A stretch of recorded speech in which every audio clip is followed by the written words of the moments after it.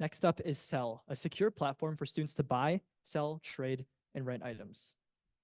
Hello, my name is Sean, And I'm Willy. and we are the founders of SSELL, an e-commerce app that helps students buy, sell, and trade. Meet Sean, a Phillips Academy student looking for lacrosse gear.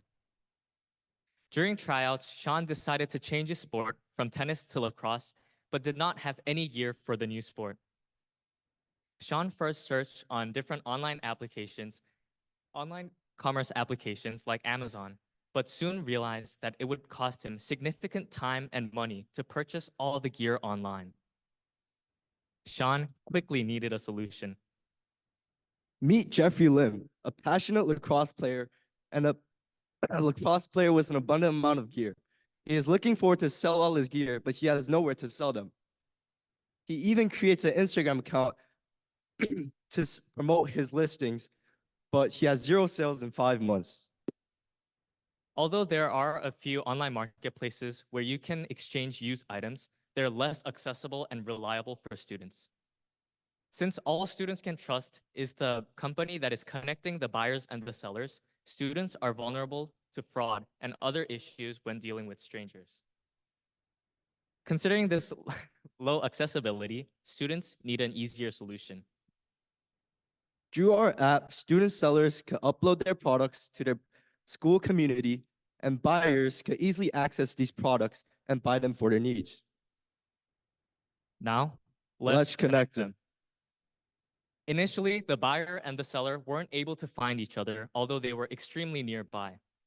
SSELL helps bridge this small but vital step so that they can find each other and make the transaction they want.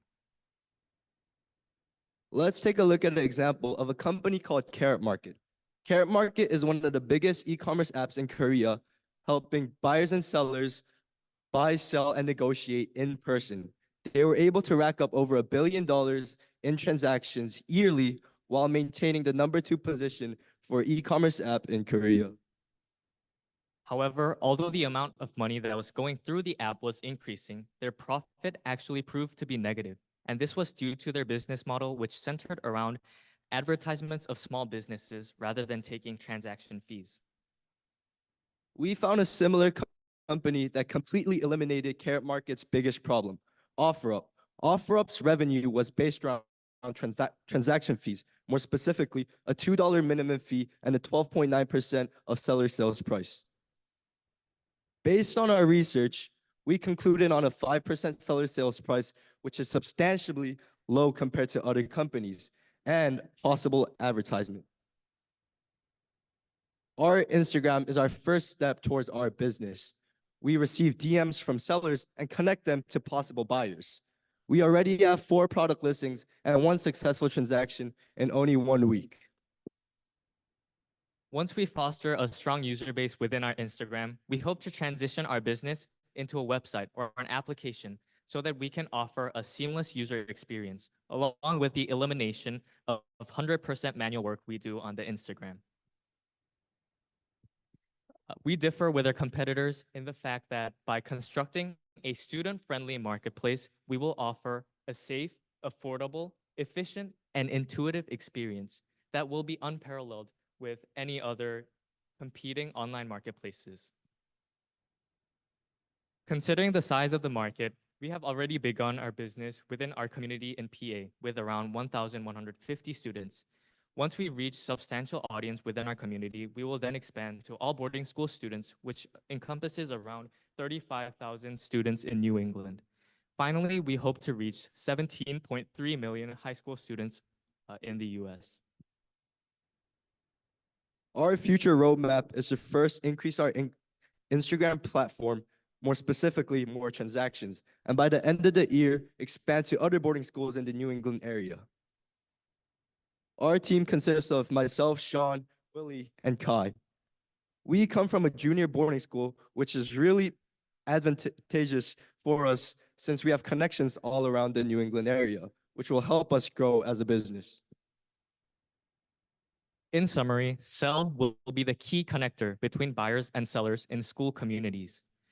By forming accessible and reliable online marketplace for students, we will develop and foster a solid user base. Let's help more people like Jeffrey and Sean. Thank you. Are there any questions from the advisory board? Mr. Lowe?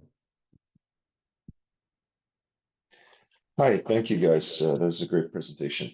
So I was just curious, are you going to keep this all at a local school community level, or would you offer products from one school to another? And if you do, then how are you going to figure out the logistics of getting it across the country?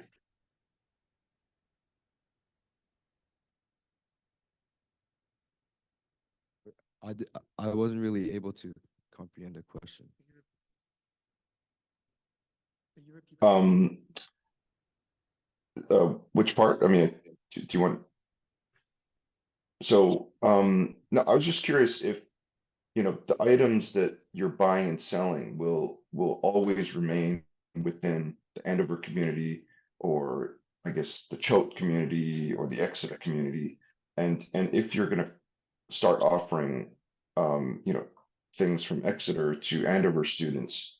Yeah, so that was the first question. And then the second question is, if you are going to offer things from Exeter to Andover, who's going to pay for transporting that, a few hours? Oh, so we probably weren't too clear about what our main app was about, but it's more specifically in your own school, not rather than like school to another school. So like transactions happen, like if it's Andover, I complete a transaction with another Andover student, not with another Choate or Exeter student.